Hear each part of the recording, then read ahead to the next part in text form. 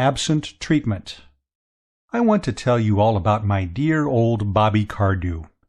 It's a most interesting story. I can't put in any literary style and all that, but I don't have to, don't you know, because it goes on its moral lesson. If you're a man, you mustn't miss it, because it'll be a warning to you.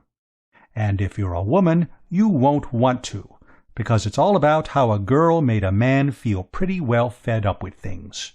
If you're a recent acquaintance of Bobby's, you'll probably be surprised to hear that there was a time when he was more remarkable for the weakness of his memory than anything else. Dozens of fellows who have only met Bobby once since the change took place have been surprised when I told them that. Yes, it's true. Believe me. In the days when I first knew him, Bobby Cardew was about the most pronounced young rotter inside the 4-mile radius. People have called me a silly ass, but I was never in the same class with Bobby. When it came to being a silly ass, he was a +4 man, while my handicap was about 6. Why, if I wanted him to dine with me, I used to post him a letter at the beginning of the week, and then the day before send him a telegram and a phone call on the day itself, and, half an hour before the time we'd fixed, a messenger in a taxi, whose business it was to see that he got in and that the chauffeur had the address all correct. By doing this I generally managed to get him, unless he had left town before my messenger arrived. The funny thing was that he wasn't altogether a fool in other ways. Deep down in him there was a kind of stratum of sense. I had known him once or twice show an almost human intelligence, but to reach that stratum, mind you, you needed dynamite. At least that's what I thought. But there was another way which hadn't occurred to me. Marriage, I mean. Marriage, the dynamite of the soul. That was what hit Bobby. He married. Have you ever seen a bull pup chasing a bee? The pup sees the bee, it looks good to him, but he still doesn't know what's at the end of it till he gets there. It was like that with Bobby. He fell in love, got married with a sort of whoop, as if it were the greatest fun in the world, and then began to find out things. She wasn't the sort of girl you would have expected Bobby to rave about, and yet, I don't know. What I mean is, she worked for her living, and to a fellow who has never done a hand's turn in his life, there's undoubtedly a sort of fascination, a kind of romance about a girl who works for her living. Her name was Anthony. Mary Anthony. She was about 5'6". She had 1.5 tons of red gold hair, gray eyes, and one of those determined chins. She was a hospital nurse. When Bobby smashed himself up at polo, she was told off by the authorities to smooth his brow and rally round with cooling unguents and all like that. And the old boy hadn't been up and about again for more than a week before they'd popped off to the registrars and fixed it up. Quite the romance. Bobby broke the news to me at the club one evening, and the next day he introduced me to her. I admired her. I've never worked myself. My name's Pepper, by the way. Almost forgot to mention it. Reggie Pepper. My Uncle Edward was Pepper, Wells and Company, the colliery people. He left me a sizable chunk of bullion. I say I've never worked myself, but I admire anyone who earns a living under difficulties, especially a girl. And this girl had a rather unusual time of it, being an orphan and all that, and having had to do everything off her own bat for years. Mary and I got along splendidly. We don't now, but we'll come to that later. I'm speaking of the past. She seemed to think Bobby the greatest thing on earth, judging by the way she looked at him when she thought I wasn't noticing, and Bobby seemed to think the same about her. So that I came to the conclusion that, if only dear old Bobby didn't forget to go to the wedding, they had a sporting chance of being quite happy. Well, let's brisk it up a bit here and jump a year. The story doesn't really start till then.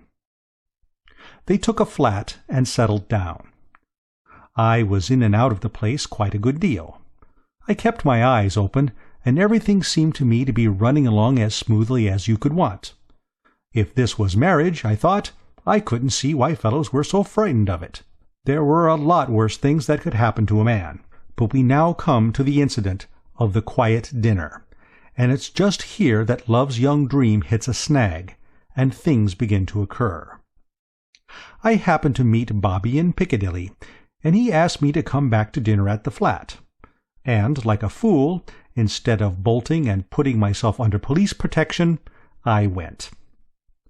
When we got to the flat, there was Mrs. Bobby looking, well, I tell you, it staggered me. Her gold hair was all piled up in waves and crinkles and things, with a what-you-call-it of diamonds in it, and she was wearing the most perfectly ripping dress. I couldn't begin to describe it. I can only say it was the limit. It struck me that if this was how she was in the habit of looking every night when they were dining quietly at home together, it was no wonder that Bobby liked domesticity. "Here's old Reggie, dear," said Bobby. "I brought him home to have a bit of dinner. I'll phone down to the kitchen and ask them to send it up now, what?" She stared at him as if she had never seen him before. Then she turned scarlet. Then she turned white as a sheet. Then she gave a little laugh. It was most interesting to watch. Made me wish I was up a tree about 800 miles away. Then she recovered herself.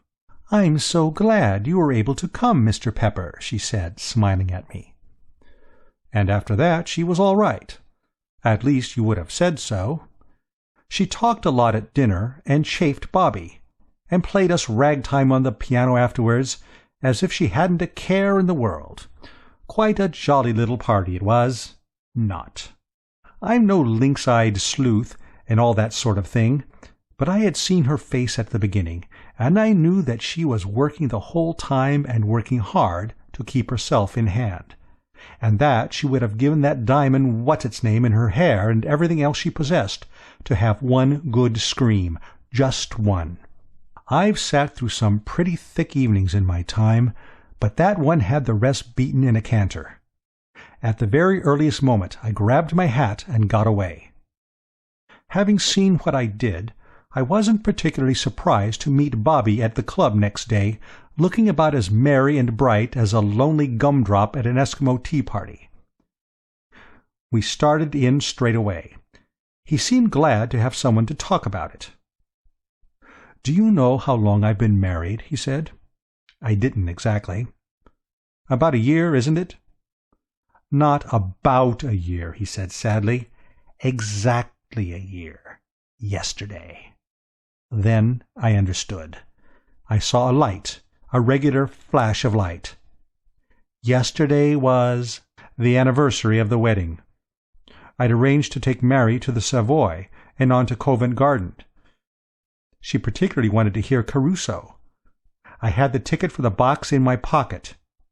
Do you know, all through dinner I had a kind of rummy idea that there was something I'd forgotten, but I couldn't think what. "Till your wife mentioned it?" He nodded. "She mentioned it," he said thoughtfully. I didn't ask for details. Women with hair and chins like Mary's may be angels most of the time, but when they take off their wings for a bit, they aren't half-hearted about it. "To be absolutely frank, old top," said poor old Bobby, in a broken sort of way, "my stock's pretty low at home." There didn't seem much to be done. I just lit a cigarette and sat there. He didn't want to talk. Presently he went out. I stood at the window of our upper smoking room, which looks out onto Piccadilly, and watched him. He walked slowly along for a few yards, stopped, then walked on again, and finally turned into a jeweller's. Which is an instant of what I mean when I say that deep down in him there was a certain stratum of sense.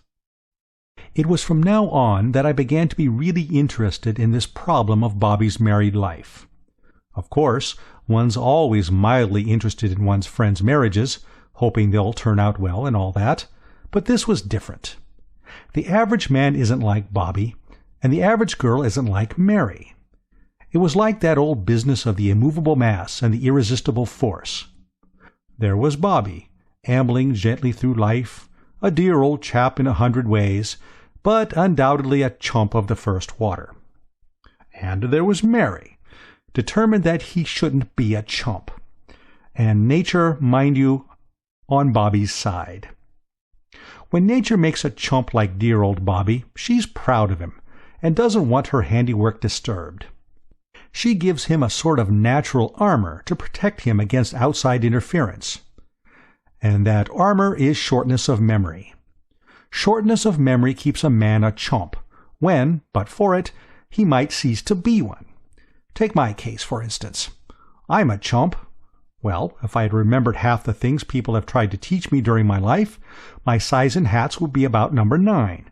But I didn't. I forgot them. And it was just the same with Bobby. For about a week, perhaps a bit more, the recollection of that quiet little domestic evening bucked him up like a tonic. Elephants, I read somewhere, are champions at the memory business, but they were fools to Bobby during that week. But, bless you, the shock wasn't nearly big enough. It had dinted the armor, but it hadn't made a hole in it. Pretty soon he was back at the old game. It was pathetic, don't you know? The poor girl loved him, and she was frightened. It was the thin edge of the wedge, you see, and she knew it. A man who forgets what day he was married, when he's been married 1 year, will forget, at about the end of the 4th, that he's married at all. If she meant to get him in hand at all, she had got to do it now, before he began to drift away. I saw that clearly enough, and I tried to make Bobby see it, when he was by way of pouring out his troubles to me one afternoon. I can't remember what it was that he had forgotten the day before, but it was something she had asked him to bring home for her. It may have been a book. "It's such a little thing to fuss about," said Bobby, "and she knows it simply because I've got such an infernal memory about everything. I can't remember anything. Never could." He talked on for a while, and just as he was going, he pulled out a couple of sovereigns. "Oh, by the way," he said. "What's this for?" I asked, though I knew. "I owe it to you." "How's that?" I said. "Why, that bet on Tuesday. In the billiard room? Murray and Brown were playing 100 up, and I gave you 2-to-1 that Brown would win, and Murray beat him by 20 odd. "So you do remember some things," I said. He got quite excited, said that if I thought he was the sort of rotter who forgot to pay when he lost a bet, it was pretty rotten of me after knowing him all these years, and a lot more like that. "Subside, laddie," I said. Then I spoke to him like a father. "What you've got to do, my old college chum," I said, "is to pull yourself together, and jolly quick, too. As things are shaping, you're due for a nasty knock before you know what's hit you. You've got to make an effort. Don't say you can't. This 2-quid business shows that, even if your memory is rocky, you can remember some things. What you've got to do is to see that wedding anniversaries and so on are included on the list. It may be a brain strain, but you can't get out of it." "I suppose you're right," said Bobby, "but it beats me why she thinks such a lot of these rotten little dates. What's it matter if I forgot what day we were married on, or what day she was born on, or what day the cat had the measles? She knows I love her just as much as if I were a memorizing freak at the halls." "That's not enough for a woman," I said. "They want to be shown. Bear that in mind, and you'll be all right. Forget it, and there'll be trouble." He chewed the knob of his stick. "Women are frightfully rummy," he said gloomily. "You should have thought of that before you married one," I said. I don't see that I could have done any more. I'd put the whole thing in a nutshell for him. You would have thought he would have seen the point, and that it would have made him brace up and get a hold of himself. But no. Off he went again in the same old way. I gave up arguing with him. I had a good deal of time on my hands, but not enough to amount to anything when it was a question of reforming dear old Bobby by argument. If you see a man asking for trouble, and insisting on getting it, the only thing to do is to stand by and wait till it comes to him. After that you may get a chance. But till then there's nothing to be done. But I thought a lot about him. Bobby didn't get into the soup all at once. Weeks went by, and months, and still nothing happened. Now and then he'd come into the club with a kind of cloud on his shining morning face, and I'd known that there had been doings in the home, but it wasn't till well on in the spring that he got the thunderbolt, just where he'd been asking for it, in the thorax. I was smoking a quiet cigarette one morning on the window looking out over Piccadilly, and watching the buses and motors going up one way and down the other. Most interesting it is, I often do it, when in rushed Bobby, with his eyes bulging and his face the color of an oyster, waving a piece of paper in his hand. "Reggie," he said, "Reggie, old top, she's gone." "Gone?" I said. "Who?" "Mary, of course. Gone. Left me. Gone." "Where?" I said. Silly question? Perhaps you're right. Anyhow, dear old Bobby nearly foamed at the mouth. "Where? How should I know where? Here, read this." He pushed the paper into my hand. It was a letter. "Go on," said Bobby. "Read it." So I did. It certainly was quite a letter. There was not much of it, but it was all to the point. This is what it said. "My dear Bobby, I am going away. When you care enough about me to remember to wish me many happy returns on my birthday, I will come back. My address will be Box 341, London Morning News." I read it twice. Then I said, "Well, why don't you?" "Why don't I what?"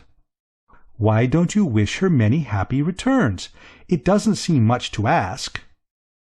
"But she says on her birthday." "Well, when is her birthday?" "Can't you understand?" said Bobby. "I've forgotten." "Forgotten?" I said.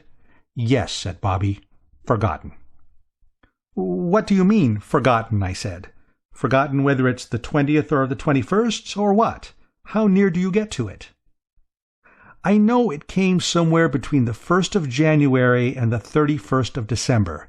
That's how near I get to it." "Think." "Think? What's the use of saying think? Think I haven't thought?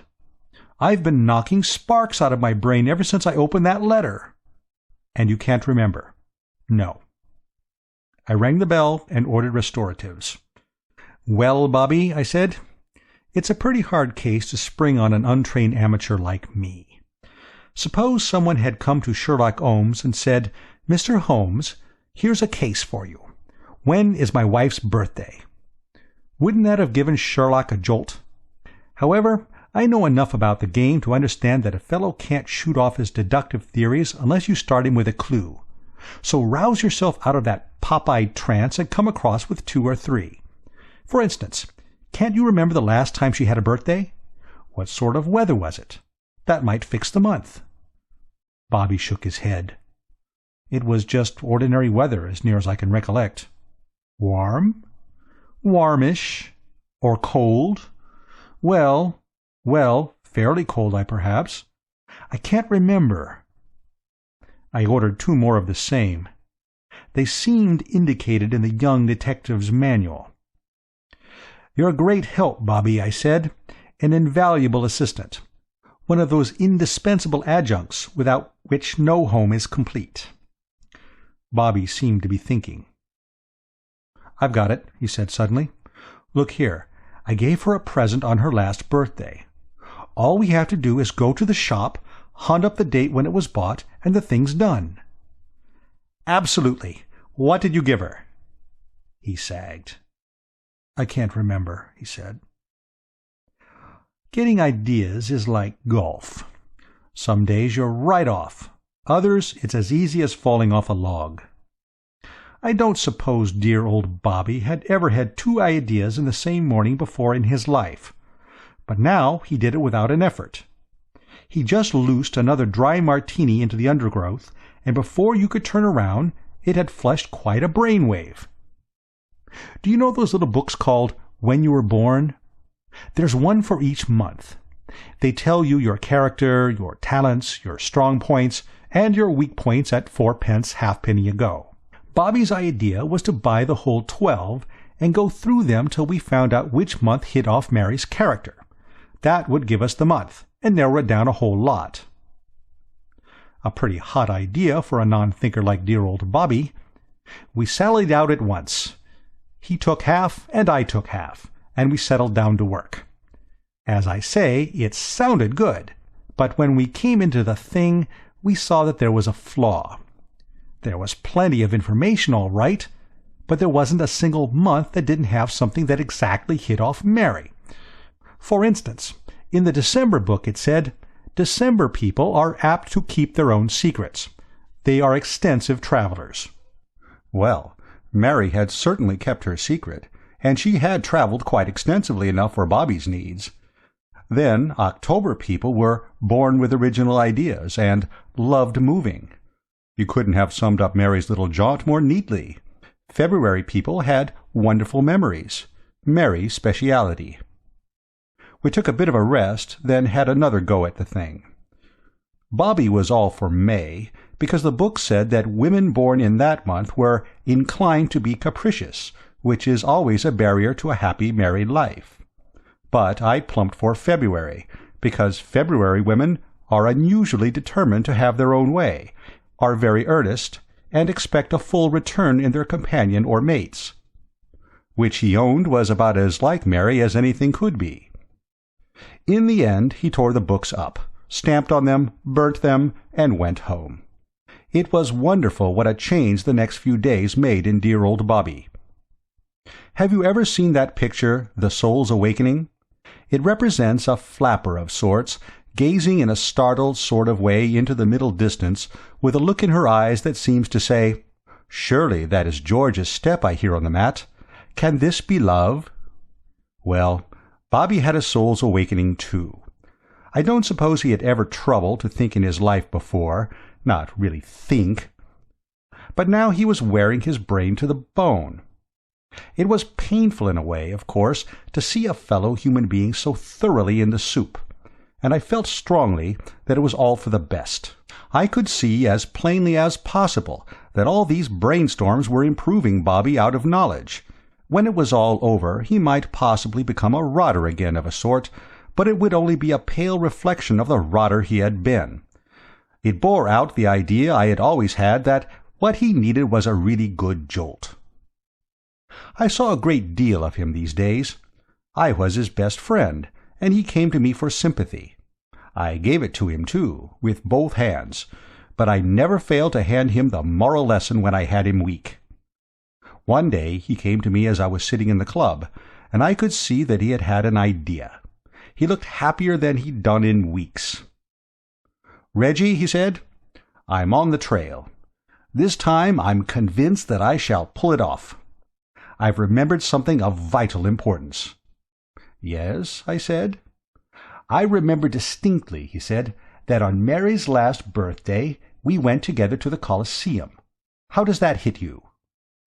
"It's a fine bit of memorizing," I said, "but how does it help?" "Why, they change the program every week there." "Ah," I said, "now you're talking." And the week we went, one of the turns was Professor someone's Terpsichorean cats. I recollect them distinctly. Now, are we narrowing it down, or aren't we, Reggie? I'm going round to the Colosseum this minute, and I'm going to dig the date of those Terpsichorean cats out of them if I have to use a crowbar. So that got him within 6 days, for the management treated us like brothers, brought out the archives, and ran agile fingers over the pages till they treed the cats in the middle of May. "I told you it was May," said Bobby. "Maybe you'll listen to me another time." "If you've any sense," I said, "there won't be another time." And Bobby said that there wouldn't. Once you get your money on the run, it parts as if it enjoyed doing it. I had just got off to sleep that night when my telephone bell rang. It was Bobby, of course. He didn't apologize. "Reggie," he said, "I've got it now for certain. It's just come to me. We saw those Terpsichorean cats at a matinee, old man." "Yes," I said. "Well, don't you see that brings it down to 2 days? It must have been either Wednesday the 7th or Saturday the 10th. "Yes," I said, "if they didn't have daily matinees at the Colosseum." I heard him give a sort of howl. "Bobby," I said. My feet were freezing, but I was fond of him. "Well?" I've remembered something too. It's this. The day you went to the Coliseum, I lunched with you both at the Ritz. You had forgotten to bring any money with you, so you wrote a check. But I'm always writing checks. You are, but this was for a tenner, and made out to the hotel. Hunt up your checkbook and see how many checks for £10 payable to the Ritz Hotel you wrote out between May the 5th and May the 10th. He gave a kind of gulp. Reggie, he said, you're a genius. I've always said so. I believe you've got it. Hold the line. Presently he came back again. Hello, he said. I'm here, I said. It was the 8th. Reggie, old man, topping, I said. Good night. It was working along into the small hours now, but I thought I might as well make a night of it and finish the thing up, so I rang up an hotel near the Strand. Put me through to Mrs. Cardew, I said. It's late, said the man at the other end. And getting later every minute, I said. Buck along, laddie. I waited patiently. I had missed my beauty sleep, and my feet had frozen hard, but I was past regrets. What is the matter? Said Mary's voice. My feet are cold, I said, but I didn't call you up to tell you that particularly. I've just been chatting with Bobby, Mrs. Cardew. Oh, is that Mr. Pepper? Yes. He's remembered it, Mrs. Cardew. She gave a sort of scream. I've often thought how interesting it must be to be one of those exchange girls. The things they must hear, don't you know? Bobby's howl and gulp, and Mrs. Bobby scream, and all about my feet and all that. Most interesting it must be. He's remembered it, she gasped. Did you tell him? No. Well, I hadn't. Mr. Pepper. Yes? Was he very worried? I chuckled. This was where I was billed to be the life and soul of the party. Worried? He was about the most worried man between here and Edinburgh. He has been worrying as if he was paid to do it by the nation. He has started out to worry after breakfast, and— oh, well, you can never tell with women. My idea was that we should pass the rest of the night slapping each other on the back across the wire, and telling each other what bally-brainy conspirators we were, don't you know, and all that. But I'd got just as far as this when she bit at me. Absolutely. I heard the snap. And then she said, "Oh," in that choked kind of way. And when a woman says "oh" like that, it means all the bad words she loved to say if she only knew them. And then she began. What brutes men are! What horrible brutes! How could you stand by and see poor dear Bobby worrying himself into a fever when a word from you would have put everything right? I can't— But— and you call yourself his friend. His friend! Metallic laugh, most unpleasant. It shows how one can be deceived. I used to think you a kind-hearted man. But, I say, when I suggested the thing you thought it perfectly— I thought it hateful, abominable.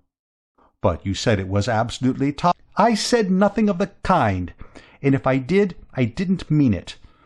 I don't wish to be unjust, Mr. Pepper, but I must say that to me there seems to be something positively fiendish in a man who could go out of his way to separate a husband from his wife, simply in order to amuse himself by gloating over his agony.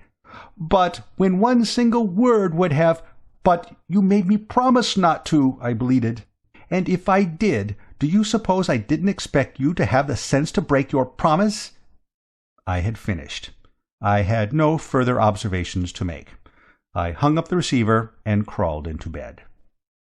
I still see Bobby when he comes to the club, but I do not visit the old homestead. He is friendly, but he stops short of issuing invitations. I ran across Mary at the academy last week, and her eyes went through me like a couple of bullets through a pat of butter, and as they came out the other side, and I limped off to piece myself together again, there occurred to me the simple epitaph which, when I am no more, I intend to have inscribed on my tombstone. It was this: He was a man who acted from the best motives. There is one born every minute.